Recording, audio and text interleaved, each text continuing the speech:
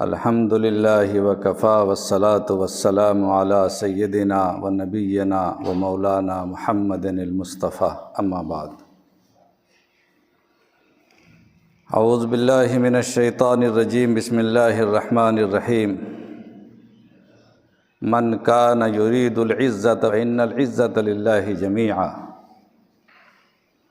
صدق اللہ العظیم۔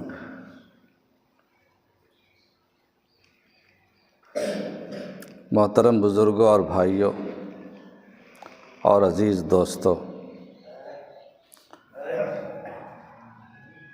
اللہ کے نبی صلی اللہ علیہ وسلم نے ہمیں جو دین اور جو اسلام ہم تک پہنچایا ہے، اس کی ایک خاص شکل و صورت ہے، ایک تہذیب ہے، اور جب تک کہ اس خاص شکل و صورت اور اس تہذیب کو لے کر ہم نہیں چلیں گے، ہمارا دین پوری طرح سے قائم نہیں ہو سکے گا۔ نماز، روزہ، زکوٰۃ اور حج اور کلمہ یہ دین کے ارکان ہیں، ان کے بغیر کوئی انسان مسلمان ہو ہی نہیں سکتا۔ اپنی جگہ صحیح ہے، لیکن کامل مسلمان ہونے کے لیے اور ایمان کامل کے لیے ضروری ہے کہ مسلمان ان تمام تہذیبوں اور ان تمام اخلاقی قدروں اور ان تمام صورت و شکل کی کا بھی اہتمام کریں، پابندی کریں جو نبی کریم صلی اللہ علیہ وسلم نے امت کو، انسانیت کو دیا ہے۔ حضور اکرم علیہ الصلاۃ والسلام نے ہمیں تک اللہ کی بات پہنچائی، ایک خاص تہذیب، ایک خاص ایمان، ایک خاص چیز ہمیں عطا فرمائی۔ ہمیں فخر ہونا چاہیے کہ ہم مسلمان ہیں، ہمیں شرم نہیں کرنی چاہیے، اپنے آپ کو مسلمان ظاہر کرنے میں شرم نہیں کرنی ہے کہ ہم مسلمان ہیں۔ ہم عزت کے ساتھ کہیں، فخر کے ساتھ کہیں، پوری سربلندی کے ساتھ کہیں، عظمت کے احساس کے ساتھ کہیں کہ ہم مسلمان ہیں۔ اپنے ایمان کو ظاہر کرنا، اللہ کے نبی صلی اللہ علیہ وسلم سے اپنی نسبت کو ظاہر کرنا، دین سے اپنا تعلق ظاہر کرنا، یہ ایک مسلمان کی ذمہ داری ہے، اور جب تک یہ نہیں ہوگا آپ کا ایمان کامل ہو نہیں سکتا۔ آخر دنیا میں جتنے بھی اپنے ہندوستان ہو چاہے جہاں بھی مسلمان ہیں، اور انہوں نے مسلمان ہونے کے باوجود اپنی شکل صورت ایسی بنا رکھی ہے کہ دیکھنے سے پتہ ہی نہیں چلے گا یہ مسلمان ہے کہ کافر ہے۔ ٹرینوں میں سفر کر لیں، بسوں میں سفر کر لیں، دنیا کی کسی مارکیٹ میں جائیں، ہزاروں کی تعداد میں مسلمان ہوتے ہیں، مگر دیکھنے سے پتہ نہیں چلتا کون مسلمان ہے اور کون غیر مسلم ہے، پتہ ہی نہیں چلتا۔ انہوں نے ان کے دل میں ایمان ہے، ان کی زندگی میں ایمان ہے، مگر اس ایمان کو ظاہر کرنا پسند نہیں ہے۔ اس کا مطلب اگر وہ اس ایمان کو ظاہر کرنا پسند کرتے تو ان کے چہرے پر بھی داڑھی ہوتی، ان کی تہذیب بھی اسلامی ہوتی، ان کے سر پہ کم از کم ٹوپی ہوتی، ان کا اسلامی لباس ہوتا، تو یہ اس بات کا اظہار ہوتا کہ ہم مسلمان ہیں۔ ہم نے اپنے ایمان کو چھپا رکھا ہے ان لباسوں میں جو لباس کے انگریزوں نے ہمیں دیا تھا۔ ہم نے اپنی تہذیب کو، اپنے اسلامی تہذیب کو، اپنے کلچر کو چھپا دیا ہے اس تہذیب میں جو تہذیب کے انگریزوں کی دین ہے۔ ہم شرماتے ہیں اپنے آپ کو مسلمان ظاہر کرنے میں۔ کسی بھرے بازار میں، کسی بھری ٹرین میں ایک مسلمان کے ساتھ جو داڑھی یا ٹوپی والا ہوتا ہے، اس کے ساتھ غیر مسلم شرارتیں کرتے ہیں۔ کسی خاتون کے ساتھ جو برقع پوش ہے، نقاب میں ہے، فرقہ پرست شرپسند لوگ اس کے ساتھ شرارتیں کرتے ہیں، اور وہیں پر سینکڑوں ایسی عورتیں ہوتی ہیں جو بغیر برقعے کے، بغیر نقاب کے گھومتی ہیں، یا ایسے مسلم نوجوان ہوتے ہیں جن کی وضع قطع مسلمان کے مطابق نہیں ہے، ان کو کوئی مطلب نہیں ہوتا ہے، وہ اپنے آپ کو چھپا لیتے ہیں اس بات کے اظہار سے کہ ہم مسلمان ہیں کہ نہیں ہیں۔ آخرکار ایک شخص جس کو مسلمان سمجھ کے لوگوں نے چھیڑا اور پریشان کیا، وہ ذلیل ہو جاتا ہے۔ اس کا مطلب آپ نے عزت کا معیار اسلامی ڈریس کو نہیں بنایا، آپ کی عزت آپ کے لباس میں نہیں ہے۔ ہم نے اور آپ نے یہ سمجھا کہ اس لباس میں عزت نہیں ہے جو لباس کے اللہ کے نبی صلی اللہ علیہ وسلم نے ہمیں عطا فرمایا تھا۔ اس ٹوپی میں وہ عزت نہیں ہے جو اللہ کے نبی نے ہمیں عطا فرمایا تھا، اس داڑھی میں، اس شکل میں جو شکل کہ اللہ کے نبی صلی اللہ علیہ وسلم کی پسندیدہ شکل تھی، اس میں وہ عزت نہیں ہے جو عزت ہمیں انگریزوں کی شکل بنانے میں۔ ہم نے انگریزوں کا لباس پہنا، غیر مسلموں کی تہذیب اپنائی، اور اپنے شکل و صورت سے، اپنی وضاقتہ سے، اپنی رہن سہن سے ہم نے اپنے آپ کو کبھی مسلمان ظاہر نہیں ہونے دیا۔ سوچئے، غور کیجئے کہ کیا ہم مسلمان ہیں بھی کہ نہیں۔ اگر اللہ نے پوچھ لیا قیامت کے دن میدان حشر میں کہ میرے بندے تیرے دل میں ایمان تھا، یقیناً تم جمعہ کی نماز بھی پڑھنے جاتے تھے مسجدوں میں، روزہ بھی تم نے 5 وقت کی نمازیں بھی پڑھی ہوں گی، تم نے سب کچھ کیا ہے، میں جانتا ہوں تو مسلمان ہے، لیکن جہاں پر کفر اور اسلام کی کشمکش کا مرحلہ آتا تھا، جہاں پر تہذیبوں کی یلغار کا مسئلہ آتا تھا، جہاں پر مختلف لباسوں اور مختلف عزتوں کے معیاروں کا تذکرہ آتا تھا، تو تم اپنے آپ کو ہمت نہیں کرتے تھے کہ تم اپنے آپ کو ظاہر کرو کہ ہم مسلمان ہیں کہ غیر مسلم۔ میں نے جو آیت کریمہ پڑھی ہے اس میں اللہ تعالیٰ نے اسی بات کو تاثیر کے ساتھ اللہ کے نبی صلی اللہ علیہ وسلم کی زبان سے کہلوایا ہے۔ اللہ تعالیٰ فرماتے ہیں کہ آپ کہہ دیجئے کہ من کان یرید العزت فإن العزت للہ جمیعا، عزت چاہتے ہو تو عزت ساری کی ساری صرف اللہ کے لیے۔ اللہ کا راستہ چھوڑ کر اور اللہ کے رسول کا راستہ چھوڑ کر، اللہ کے رسول کی تہذیب چھوڑ کر، آپ کا لباس چھوڑ کر، آپ کا طرز زندگی چھوڑ کر ہم کبھی عزت پا نہیں سکتے۔ ہماری عزت اگر ہے تو صرف اور صرف اللہ اور رسول کی زندگی میں ہے۔ ایک جگہ قرآن کریم نے کہا ہے کہ وَإِذَا قِيلَ لَهُ اتَّقِ اللَّهَ أَخَذَتْهُ الْعِزَّةُ بِالْإِثْمِ فَحَسْبُهُ جَهَنَّمُ وَلَبِئْسَ الْمِهَادُ۔ جب اس سے کہا جاتا ہے، کسی شخص سے کہا جاتا ہے کہ اللہ سے ڈرو، تقویٰ کی زندگی اختیار کرو، تو تقویٰ اس کو عزت کے خلاف معلوم ہوتی ہے، اس کو گناہ میں عزت معلوم ہوتی ہے، اس کو گناہ پکڑ لیتا ہے، گناہ والی عزت اسے پکڑ لیتی ہے، اور وہ کہتا ہے کہ نہیں میں تو گناہ ہی کروں گا، گناہ میں میری جو عزت اور سربلندی ہے، گناہ کرنے سے میرا جو سر اونچا ہوتا ہے، میں اس ڈریس میں جتنا اچھا لگتا ہوں اور مجھے لوگ عزت کی نگاہ سے دیکھتے ہیں، وہ اللہ اور اللہ کے رسول کے لباس میں وہ عزت نہیں ہے۔ اللہ فرماتا ہے کہ فحسبہ جہنم، اس کا ٹھکانہ جہنم ہے، اور بدترین ٹھکانہ۔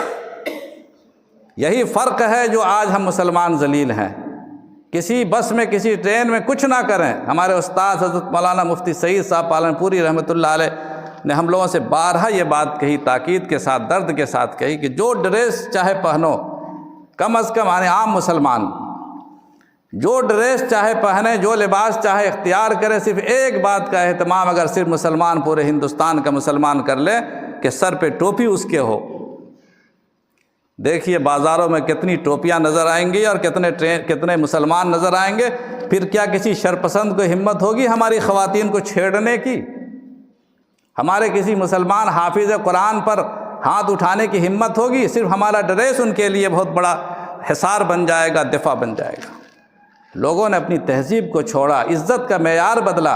اللہ اور اللہ کے رسول کے نام کے ساتھ جو ہمیں عزت حاصل ہے، جو افتخار حاصل ہے، اس یقین پر وہ یقین اور وہ ایمان متزلزل ہو چکا ہے۔ ہمارے صحابہ کرام نے وہ معیار پیش کیا تھا، وہ ہمیشہ ہر جگہ کہتے تھے ہم اللہ کے رسول سے نسبت رکھتے ہیں، کوئی پرواہ نہیں ہوتی تو لوگ کیا کہیں گے، لوگ ہمیں اچھا سمجھیں گے کہ برا سمجھیں گے، بس اللہ اور اللہ کے رسول سے جو نسبت ہے، یہ نسبت ہماری سب سے بڑی عزت ہے، چاہے دنیا والے ہمیں ذلیل کیوں نہ سمجھیں۔ حضرت سلمان فارسی رضی اللہ تعالیٰ عنہ حضور اکرم علیہ السلام کے ہاتھ پر مسلمان ہوئے۔ پچھلے نہ معلوم کتنے بزرگوں کو انہوں نے دیکھا تھا اللہ کے نبی صلی اللہ علیہ وسلم کی ولادت سے پہلے، کتنے احبار اور رہبان کی صحبتوں میں وہ بیٹھے تھے، اور 250-300 سال کی عمر انہوں نے پائی، 50-60 سال نہیں، 250-300 سال کی عمر انہوں نے پائی۔ حضور اکرم علیہ السلام سے بہت پہلے وہ پیدا ہوئے۔ اللہ تعالیٰ نے ان کو ایک وقت آیا کہ حضور اکرم علیہ السلام کے آستانے پر حاضر ہوئے اور ایمان قبول کیا، اور پھر اس کے بعد حضرت سلمان فارسی سے کوئی پوچھتا تھا کہ سلمان آپ تو فارس کے رہنے والے ہیں، آپ کے والد صاحب کا نام کیا ہے اور باپ دادا کا شجرہ بتائیے، کہاں آپ کے باپ دادا کا نام کیا ہے؟ عربوں میں چونکہ شجرے کا بڑا لحاظ رہتا تھا، باپ دادا کے نام پوری لسٹ ان کے پاس ہوتی تھی، گھوڑوں کے بھی باپ دادا کی لسٹ ہوتی تھی، بکریوں کے بھی باپ دادا کی لسٹ ہوتی تھی، ان کے یہاں بڑا شجرے کی حفاظت کا اہتمام تھا۔ تو حضرت سلمان فارسی سے کوئی پوچھتا تھا تو کہتے تھے کہ میرا باپ اسلام، میرا دادا بھی اسلام، میرا پردادا بھی اسلام، میرا کوئی شجرہ نہیں، صرف ایک شجرہ ہے کہ میں اسلام کی اولاد ہوں، اسلام کا فرزند ہوں، اسلام ہی میرا سب کچھ ہے۔ ایک بہت بڑی مجلس تھی دانشوروں کی، نئی تہذیب اور نئے تمدن کے لوگوں کی مجلس تھی، وہاں پر ان کی دعوت تھی، حضور اکرم علیہ الصلوۃ والسلام کے زمانے کے بعد کی بات ہے۔ تو وہاں پر دسترخوان جب چنا گیا تو دسترخوان پر جب کھانا گر جاتا تھا تو اسلامی تہذیب یہ ہے کہ کھانا اللہ کی نعمت ہے، اگر تمہارے پلیٹ سے کچھ گر جائے تو اسے اٹھا کر کھا لو، گندا اگر نہیں ہے، دسترخوان صاف ستھرا ہے، اٹھا کے کھا لو، اس میں نعمت ہے، برکت ہے، نہ معلوم جو دانہ گر گیا تمہاری پلیٹ سے شاید اسی دانے میں برکت ہو اور تمہیں فائدہ پہنچے۔ انہوں نے اٹھا کے کھا لیا۔ ساتھیوں نے اعتراض کیا کہ ارے یہاں ہر طرح کے لوگ ہیں، غیر مسلم بھی ہیں، مسلم بھی ہے، ہر تہذیب کے لوگ ہیں، غیر مسلم بڑے بڑے لوگ بیٹھے ہیں، لوگ آپ کو سمجھیں گے حقیر ہے کہ دسترخوان پر گرا ہوا کھانا اٹھا رہا ہے۔ تو حضرت سلمان فارسی رضی اللہ تعالیٰ عنہ نے جواب دیا کہ کیا ان بیوقوفوں کی وجہ سے میں اپنے محبوب کی سنت کو چھوڑ دوں؟ اترک سنت حبیبی لہؤلاء الحمقاء، یہ سارے کے سارے احمق ہیں۔ اگر بیوقوف نہ ہوتے، عقل مند ہوتے تو اللہ کے نبی پر ایمان لا چکے ہوتے، اسلام جیسی مقدس نعمت دنیا میں آ چکی ہے، انہوں نے قبول نہیں کیا، تو کیا میں ان احمقوں کی وجہ سے اپنے محبوب کی سنت کو چھوڑ دوں؟ سنت ہی میری عزت ہے۔ دنیا والے کیا کہتے ہیں؟ دنیا والے ہنستے ہیں، ہنسنے دیں، دنیا والے مذاق اڑاتے ہیں، اڑانے دیں، اگر اللہ اور اللہ کا رسول ہمارے لباس سے، ہماری تہذیب سے، ہمارے طرز زندگی سے خوش ہے کافی۔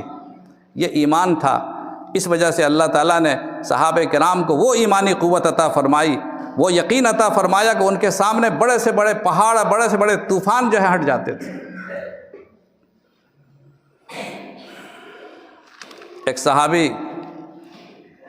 حضرت عقبہ بن نافع رضی اللہ تعالیٰ عنہ کا قصہ ہے، معتبر تواریخ میں لکھا ہوا، ہماری تاریخ کا حصہ ہے، کہ وہ جنگ کرتے ہوئے افریقہ کے علاقے میں چلے گئے۔ افریقہ، جنگلات، ان کو ضرورت پڑی کہ کہیں ٹھہرنے کی جگہ نہیں تھی۔ افریقہ کا جنگل بہت مشہور ہے، وہاں شیر، ببر اور سانپ اور درندے ہر طرح کے موجود تھے۔ اب اس مسلمانوں کے لشکر کو ٹھہرنے کی ضرورت تھی، کوئی جگہ کی ضرورت تھی، کوئی جگہ نہیں سوائے ان جنگلوں کے۔ تو حضرت عقبہ بن نافع رضی اللہ تعالیٰ عنہ نے کہا کہ ہم لوگ اسی جنگل میں ٹھہریں گے۔ لوگوں نے کہا اس میں سانپ، کیڑے مکوڑے سب ہیں، شیر بھی ہیں، درندہ بھی رات میں کسی کو کھا لے گا، کہا اس کا انتظام بھی ہم کرتے ہیں۔